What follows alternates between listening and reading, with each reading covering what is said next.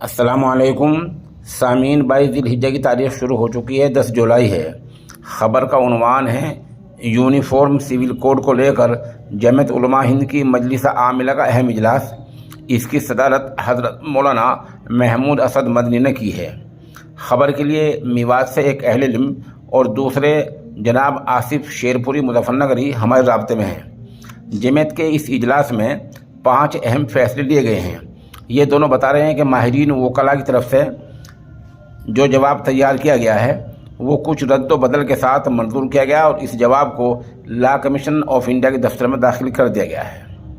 Number 2، یکساں civil code کے سلسلے میں امت مسلمہ کے متفقہ موقف سے آگاہ کرنے کے لیے تمام وزرائے اعلیٰ اور سیاسی پارٹیوں کے صدور کے نام خط لکھا جائے اور صدر جمہوریہ ہند سے ملاقات کی کوشش کی جائے۔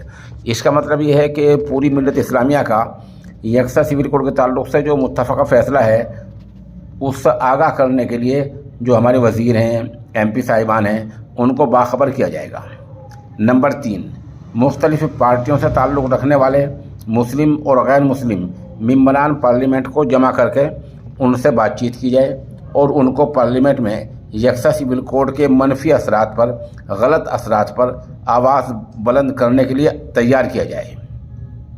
نمبر 4، عوامی مظاہروں سے فی الحال گریز کیا جائے، بچا جائے، تاہم مرکزی اور صوبائی سطح پر نمائندہ مشترکہ اجتماعات یعنی اجلاس بڑے منعقد کیے جائیں جن میں مختلف سماج سے تعلق رکھنے والے افراد اور بااثر شخصیات شریک ہوں۔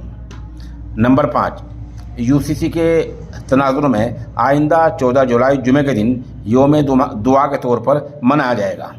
یہ 5 وہ فیصلے ہیں جو آج جمعیت علماء ہند کی مجلس عاملہ کی اہم میٹنگ میں لیے گئے ہیں۔ موقع کی چند تصاویر پیش خدمت ہیں۔